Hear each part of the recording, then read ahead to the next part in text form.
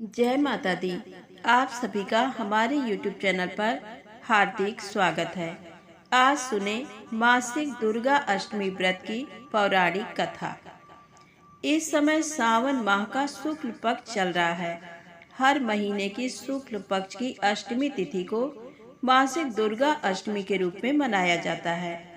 माना जाता है कि इस दिन विधि विधान से व्रत करने से माँ दुर्गा प्रसन्न होती हैं और भक्तों के सभी दुखों को दूर करती हैं। तो आइए इस दिन से जुड़ी कथा को जानते हैं। तो प्रेम से बोलें, अम्बे मात की जय हो। पौराणिक मान्यताओं के अनुसार प्राचीन काल में असुर दंभ को महिषासुर नाम के एक पुत्र की प्राप्ति हुई थी, जिसके भीतर बचपन से ही अमर होने की प्रबल इच्छा थी। अपनी इसी इच्छा को पूरा करने के लिए उसने अमर होने का वरदान हासिल करने के लिए ब्रह्मा जी की घोर तपस्या आरंभ की। महिषासुर द्वारा की गई इस कठोर तपस्या से ब्रह्मा जी प्रसन्न भी हुए और उन्होंने वैसा ही किया जैसा महिषासुर चाहता था। ब्रह्मा जी ने खुश होकर उसे मनचाहा वरदान मांगने को कहा। ऐसे में महिषासुर, जो सिर्फ अमर होना चाहता था, उसने ब्रह्मा जी से वरदान मांगते हुए खुद को अमर करने के लिए उन्हें बाध्य कर दिया। लेकिन ब्रह्मा जी ने महिषासुर को अमरता का वरदान देने की बात ये कहते हुए टाल दी कि जन्म के बाद मृत्यु और मृत्यु के बाद जन्म निश्चित है, इसलिए अमरता जैसी किसी बात का कोई अस्तित्व नहीं होता है। जिसके बाद ब्रह्मा जी की बात सुनकर महिषासुर ने उनसे एक अन्य वरदान मानने की इच्छा जताते हुए कहा कि ठीक है स्वामी, अगर मृत्यु होना तय है तो मुझे ऐसा वरदान दे दीजिए कि मेरी मृत्यु किसी स्त्री के हाथ से ही हो। इसके अलावा अन्य कोई दैत्य, मानव या देवता कोई भी मेरा वध ना कर पाए। जिसके बाद ब्रह्मा जी ने महिषासुर को दूसरा वरदान दे दिया। ब्रह्मा जी द्वारा वरदान प्राप्त करते ही महिषासुर अहंकार से अंधा हो गया और इसके साथ ही उसका अन्याय भी बढ़ गया। मौत के भय से मुक्त होकर उसने अपनी सेना के साथ पृथ्वी लोक पर आक्रमण कर दिया, जिससे धरती चारों तरफ से त्राहिमाम त्राहिमाम होने लगी। उसके बल के आगे समस्त जीवों और प्राणियों को नतमस्तक होना ही पड़ा। जिसके बाद पृथ्वी और पाताल को अपने अधीन करने के बाद अहंकारी महिषासुर ने इंद्रलोक पर भी आक्रमण कर दिया, जिसमें उन्होंने इंद्रदेव को पराजित कर स्वर्ग पर भी कब्जा कर लिया।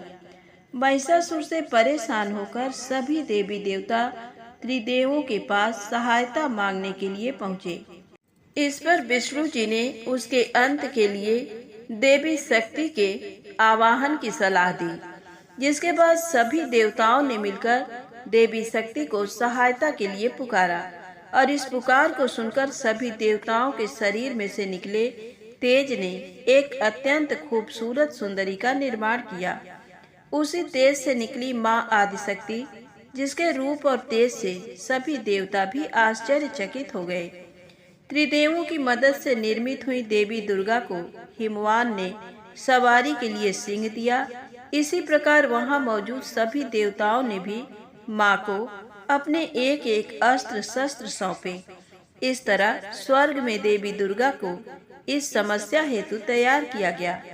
माना जाता है कि देवी का अत्यंत सुंदर रूप देखकर महिषासुर उनके प्रति बहुत आकर्षित होने लगा और उसने अपने एक दूत के जरिए देवी के पास विवाह का प्रस्ताव तक पहुंचाया।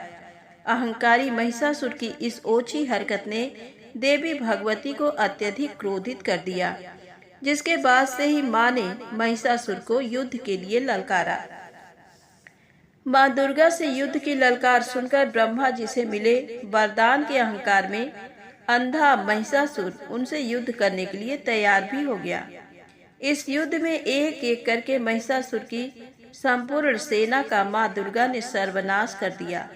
इस दौरान ये भी माना जाता है कि ये युद्ध पूरे 9 दिनों तक चला, जिसके दौरान असुरों के सम्राट महिषासुर ने विभिन्न रूप धरकर देवी को छलने की कई बार कोशिश की, लेकिन उसकी सभी कोशिश आखिरकार नाकाम रही और देवी जगदम्बा ने अपने चक्र से इस युद्ध में महिषासुर का सिर काटते हुए उसका वध कर दिया।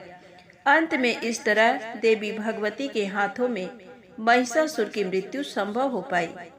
तभी से इस दिन माँ भगवती ने स्वर्ग लोक, पृथ्वी लोक और पाताल लोक को महिषासुर के पापों से मुक्ति दिलाई। उस दिन से ही दुर्गा अष्टमी का पर्व प्रारंभ हुआ।